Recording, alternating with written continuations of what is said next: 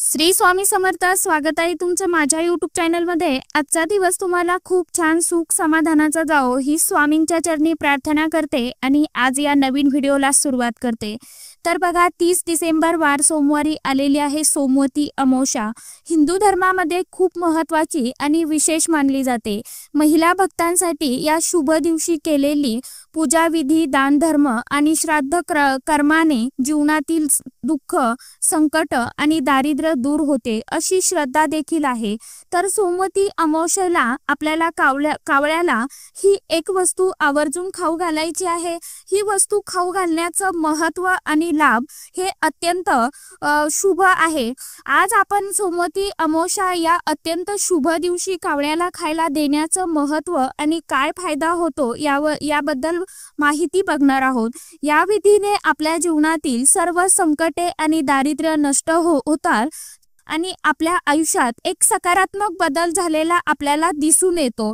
सोमवती अमावस्या म्हणजे काय, तर प्रत्येक अमावस्या वेगवेगळ्या प्रकारच्या धार्मिक क्रिया करण्यासाठी महत्त्वाच्या मानल्या जातात.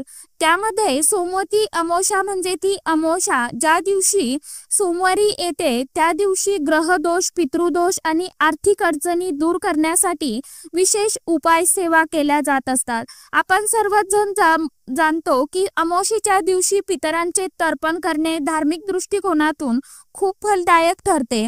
विशेषतः महिलांसाठी या दिवशी केलेले उपाय कुटुंबांचा आनंद आणि समृद्धी वाढविण्यासाठी अत्यंत फलदायी ठरले जातात. ही एक वस्तू कावळ्याला खायला का घालायची, आता आपल्याला प्रश्न पडतो.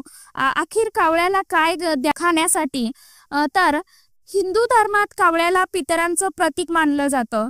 असं मानलं जातं की कावळा हा आपल्या पूर्वजांचा आणि देवतांचा संदेशवाहक मानला जातो. म्हणूनच पितरांच्या तृप्तीसाठी घेतलेला प्रसाद कावळ्याला दिला जात असतो. यामुळे पितरांचा आशीर्वाद आपल्याला प्राप्त होतो आणि आपलं कुटुंब सुखी समाधानी राहतं. शिवाय कावळा हा सृष्टीच्या खाद्य साखळीत एक महत्त्वाचा घटक आहे. त्याला खायला घालणे हे निसर्गाच्या गरजांनाही मदत करणारे काम आहे.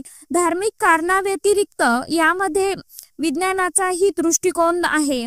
कोणकोणत्या अन्नपदार्थांचा आपल्याला उपयोग करायचा आहे सोमवती अमावस्येच्या दिवशी, कावळ्याला कोणत्या वस्तू खाऊ घालायच्या आहे याविषयीची माहिती आजच्या या नवीन व्हिडिओमध्ये शेअर करणार आहे. त्यामुळे व्हिडिओ कुठेही स्किप न करता शेवटपर्यंत नक्की बघा. चॅनलवरती तुम्ही जर हा व्हिडिओ पहिल्यांदा बघत असाल तर चॅनलला नक्की सबस्क्राईब करा आणि असेच नवनवीन माहितीपूर्ण व्हिडिओ बघण्यासाठी समोरील बेल आयकॉनलाही प्रेस करा. तर पितृश्राद्धासाठी केलेले पिंड तृप्तीसाठी कावळ्याला दिले जातात. हे पिंड तांदूळ, गूळ, तिळाचे मिश्रण करून तयार केले जात असतात. भात आणि दिवाळीचा फराळ, कावळ्याला साधा भात किंवा पूरक पदार्थही देऊ शकता. आता मिठाई, गोड पदार्थाने पितर प्रसन्न होतात असं मानलं जातं.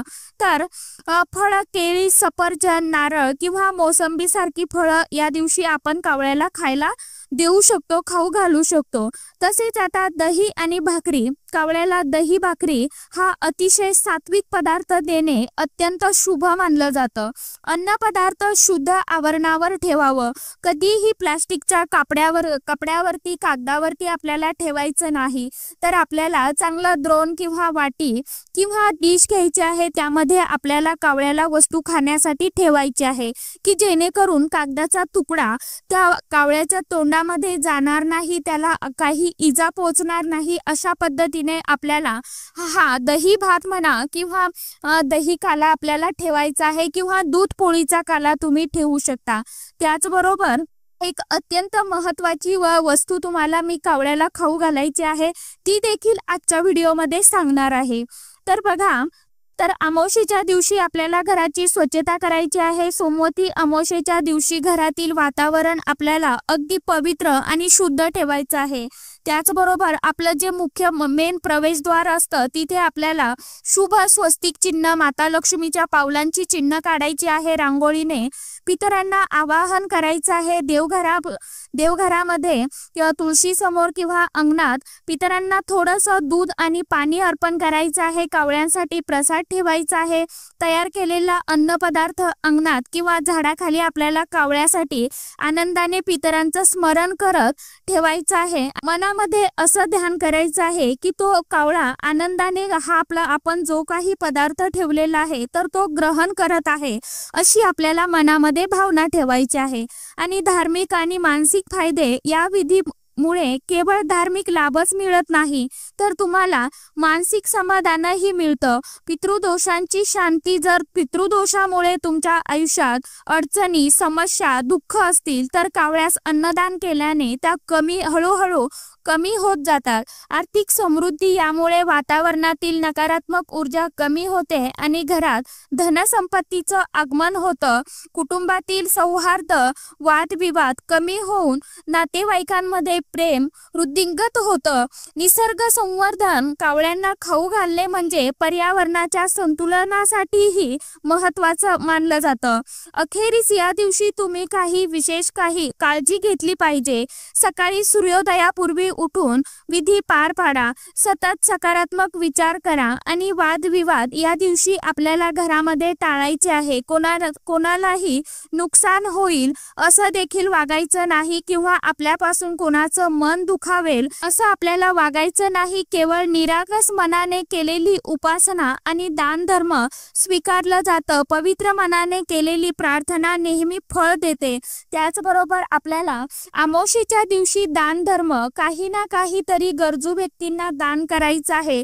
तुम्हाला जे शक्य होईल त्या वस्तू तुम्ही आवर्जून दान करू शकता। आपल्या ऐपतीप्रमाणे आपल्याला ज्या वस्तू शक्य असेल त्या वस्तू तुम्हाला दान करायच्या आहे। तर अशा पद्धतीने आपल्याला या वस्तू खाऊ घालायच्या आहे। ज्यांना शक्य नसेल त्यांनी आपल्याला काय करायचं आहे, शेवट जाता एक खास उपाय सांगते। कावळ्यासाठी आपल्याला आवर्जून खीर बनवायची आहे आणि ही खीर जिथे कुठे सुनसान जागा असेल तिथे आपल्याला एखाद्या झाडाखाली एका द्रोणमध्ये नेऊन ठेवायची आहे। आपण आपल्यासाठी जशी खायला खीर बनवतो तांदूळाची, तशी आपल्याला खीर आवर्जून बनवायची आहे आणि ही एका द्रोणमध्ये पाणी आणि थोडीशी खीर आपल्याला एखाद्या झाडाखाली नेऊन ठेवायची आहे। तिथे गेल्यावरती आपल्याला 5 मिनिटं आपल्या पितरांचं स्मरण करायचं आहे किंवा ओम पितृदेवताय नमः या मंत्राचा तुम्हाला 11 ते 21 वेळा जप करायचा आहे आणि आपल्याला परत घरी वापस यायचं आहे। जाताना येताना मागे वळून बघायचं नाही, इतर कुणाशीही बोलायचं नाही। उपाय करताना आपल्याला कोणी टोकणार नाही याची देखील आपल्याला काळजी घ्यायची आहे। तर अशा साध्या आणि सोप्या पद्धतीने तुम्हाला सोमवती अमावस्येच्या दिवशी हा उपाय करायचा आहे। हा उपाय तुम्ही दिवसभरामध्ये केव्हाही केला तरी देखील चालणार आहे। तुम्हाला जेव्हा शक्य होईल तेव्हा करू शकता किंवा अगदी सकाळी 12 वाजता केला तरी देखील चालणार आहे। तर आजच्या व्हिडिओमध्ये इतकीच माहिती होती। कशी वाटली नक्की सांगा। व्हिडिओ आवडला तर चॅनलला लाईक, शेअर, सबस्क्राईब जरूर करा। परत भेटूया नवीन माहितीसोबत, नवीन व्हिडिओसोबत। तोपर्यंत सर्व माझ्या यूट्यूब परिवाराला श्री स्वामी समर्थ